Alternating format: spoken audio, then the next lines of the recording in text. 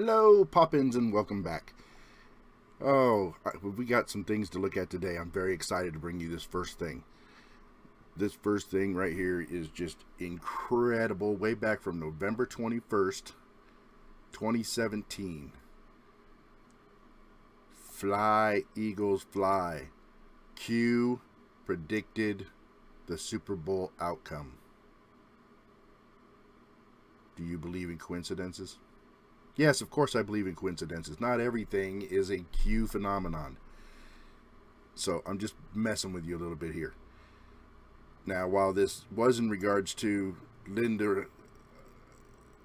Q talking about a Linda Rothschild tweet about the Eagles, he's simply asking what U.S. president was nicknamed Eagle by United States Secret Service. Bill Clinton is the answer to that. But Fly, Eagles, fly. It's not predicting the Super Bowl. Let me make that clear. Not predicting the Super Bowl. Linda Rothschild did not buy the Super Bowl. She had nothing to do with the outcome of the Super Bowl. She is an Eagles fan. She is evil. But has nothing to do with the Super Bowl. But I wanted to bring this up in a joking manner just to emphasize the fact that there are coincidences. I know the motto is there's no such thing as coincidences, or do you believe in coincidences? Yes. Not everything is involved in this. Not everything. A lot. Not everything. But what I really wanted to talk about today, a couple of things real quick. First is this. Trump attorneys approve second special counsel to probe FBI and DOJ. I wonder who could be the special counsel on that. Who would make a good special counsel? Somebody who's tough. Somebody who is not going to have very much else to do in the coming days, weeks, months, hopefully not years. Who's that guy? Oh, Trey Gowdy. Maybe he'd make a good special counsel for this. I don't know if it's really what he wants to do or not, but Q has hinted that he is stepping away from all that other stuff to move into another role. So this is kind of exciting. Second special counsel to probe FBI and DOJ. That's pretty big news, actually. We also know that the Intelligence Committee has voted now to release the second memo, the Democratic memo, to the president's desk. A lot of people are not happy with that. I'm very happy with that. I think it's a good thing that we're going to get both sides of the picture. We could puzzle the parts together. There's going to have to be a lot more coming out. These two memos aren't going to give a coherent picture.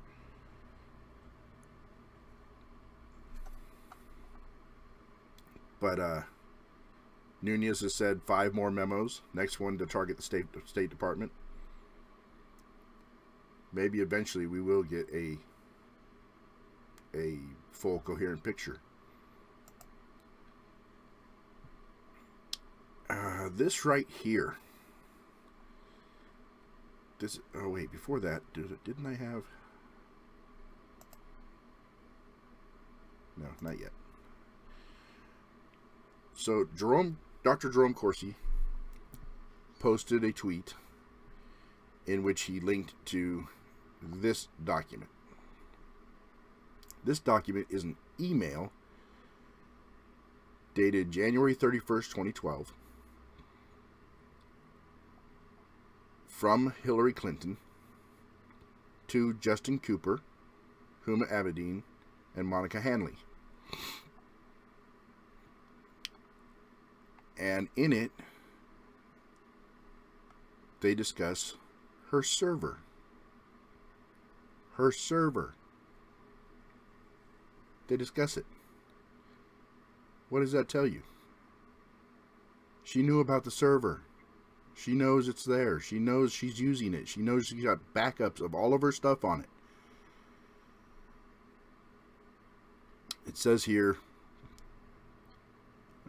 subject, my berry died again tonight. It comes back to life once I plug it in the charger. Should I try a new battery or get a new one? A new berry, BlackBerry, I'm assuming. And have we figured out how to save all my info? To which Justin replies, Monica has a new berry for you. We just have to swap them. All of your info is on the server, which you can access on any web-enabled device. The berries have a capacity, which may be part of why yours isn't working. Thanks for your help. That was her reply. Thanks for your help. He's told her that she can access it with any web-enabled device, as long as she has the password. And she has acknowledged that. She's not asking, how do I do that, or anything like that. She knows she can get on there. She knows. So there's that. With this is U.S. Department of State, FOIA. I want you to notice right here. Page 1 of 9,703 pages full of emails, all regarding Hillary Clinton. These are all her emails. So you can go to this page, and I'll link it below, and you can peruse to your heart's content and see if you can find any juicy bits that anybody else has missed. I don't think there really are that many juicy bits in there, to be honest. I've searched through things. I went back to September 11th, 2012, September 12th, 13th, 14th, and read through all the emails regarding Benghazi. They're in there. But nothing that outs her or anything like that. There is a lot of redacted material in here, so this has been gone through by the State Department, and anything that is still classified is redacted. But it's kind of fun. Oh, 194,057 emails. 194,000. So there's that. Next thing I wanted to talk about is this picture here. Not really a picture. This is a Q post from yesterday. VJ phone call was AS. That's Valerie Jarrett's phone call was with Adam Schiff. 42 minutes and 13 seconds long. 2 listeners, no ident. 1 reroutes, 9 random. 1 reroutes, 2 random. Article 3, Section 3. Article 3, Section 3. That is the section of the Constitution dealing with treason. Now, we don't know what was said in this phone conversation. I don't know what was said in it. And I'm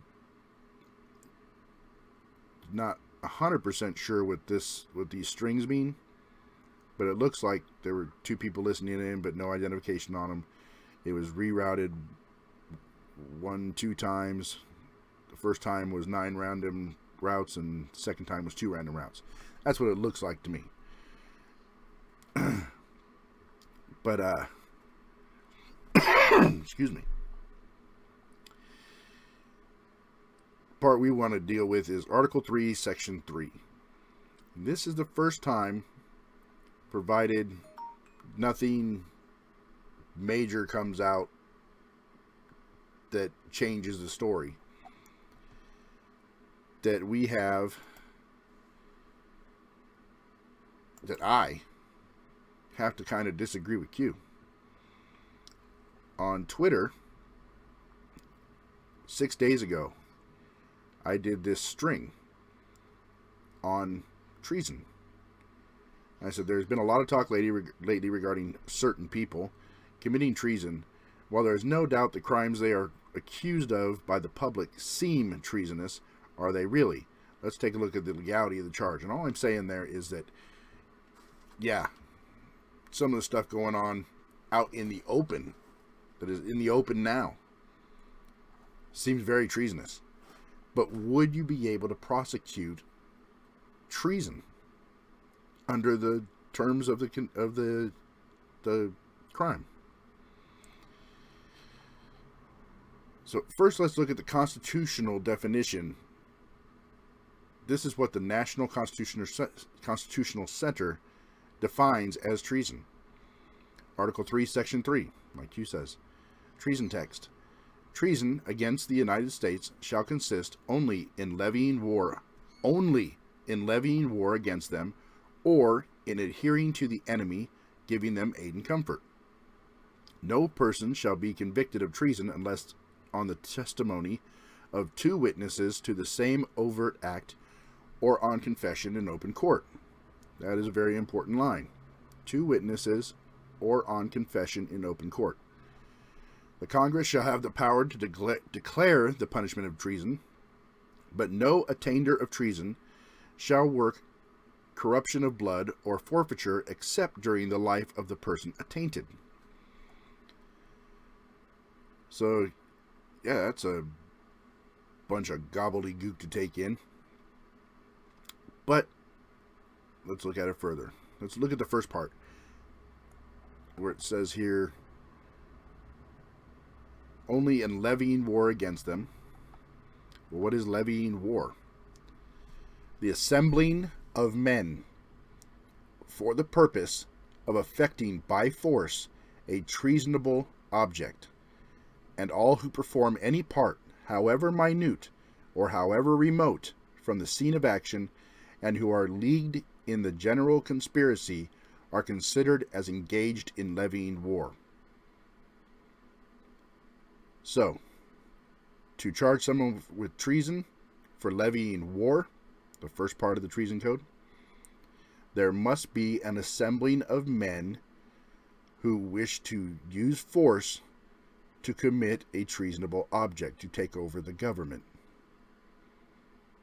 Must be a gathering of people willing to use force, going to use force.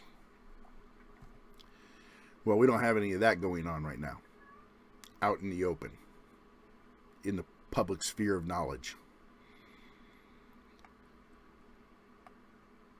It is important to note, however, that there is no such thing as an accessory to treason.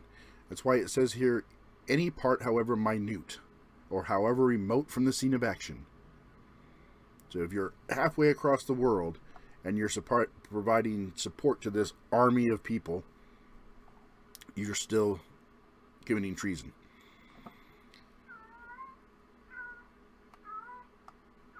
So the next part is adhering to the enemy, giving aid and comfort. Adhering, to be devoted in support or allegiance, to be attached as a follower or upholder to the enemy, a nation or organization with which the United States is in a declared or open war. A declared or open war. All this Russia stuff, not treason. We are not in any kind of war. No Cold War, no trade war, no open warfare, no declared war. On the books, they are an ally. We have stressful relations with them right now, but they are considered an ally right now. You cannot commit treason with an ally of the United States against the United States. It's just the way it's worded.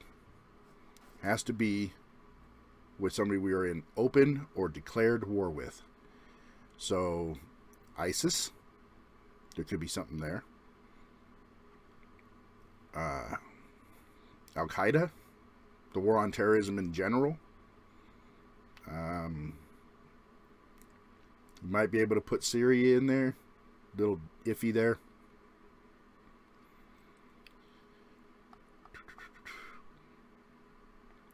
The same stipulations also exist for aid and comfort.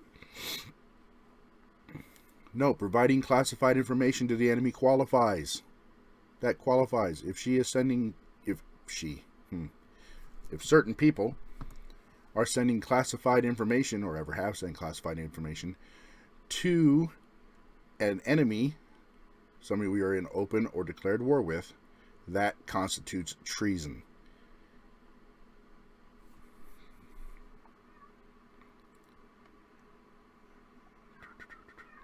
Importantly, there must be 2 witnesses to any single act or an admission in an open court. Remember I said that was going to be an important part of things. Can you hear this? This cat who's decided that right now is a good time to go into heat? You just have to excuse her. So I said this was going to be an important thing. 2 witnesses to any single overt act or an admission in court. Video, phone, none of that counts. While other parts of the Constitution have been brought up into modern times, a living Constitution type of thing, this is not. You have to have been there in person with that person to seen it and then report it. There are efforts to improve that, to bring that standard up, but not yet. We're not there yet. This makes proving treason very difficult, maybe rightfully so. Because, after all, Congress could execute you for it. Congress. Not a jury of your peers, not a military tribunal, not a judge. Congress. Those buffoons we have in Washington can kill you for treason. So it's probably a good thing that it's very hard to prove. That would be the one time they would start to do their job.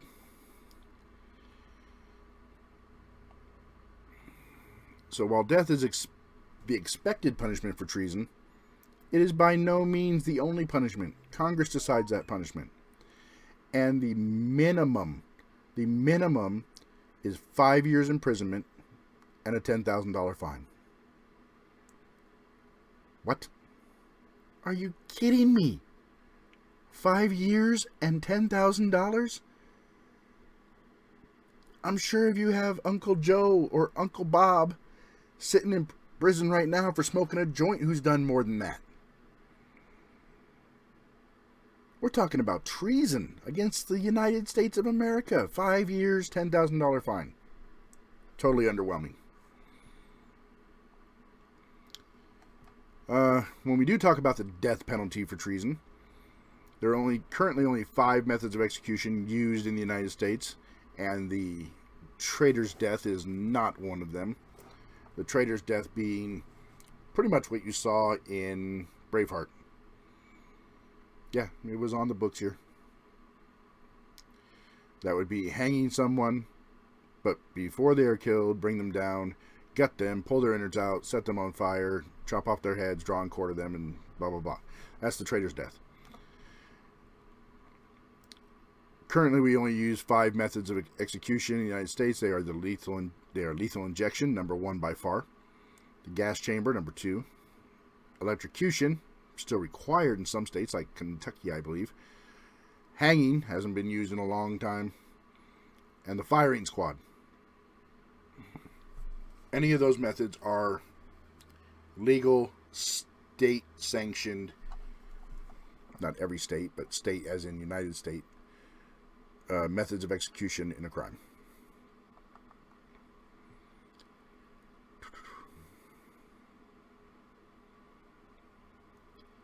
So unless some yet-to-be-known evidence comes to light, none of the certain people that anybody is talking about, not Trump, not Hillary, not Bill, not Huma, not,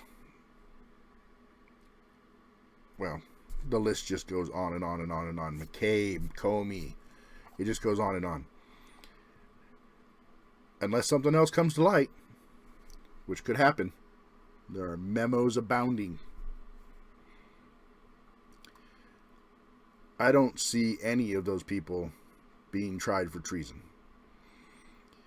One of the stats that I came across when I was researching all this was that not one person who has joined ISIS, not one American citizen, who has joined ISIS or provided aid and comfort to them through propaganda and stuff like that, has ever been tried for treason. We're not going to try our own citizens who literally go and join the enemy, pick up arms against United States. We're not going to try them for treason? You think we're going to try these elites? But that's not to say that crimes haven't been committed. And in my opinion, the crimes committed are seditious conspiracy, which falls just short of treason. It's planning treason without actually taking the final step to do it.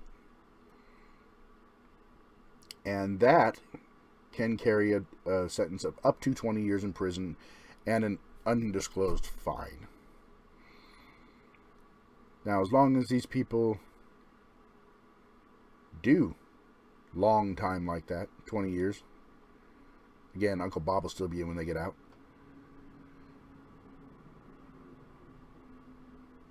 As long as they do 20 years, I'm kind of okay with that.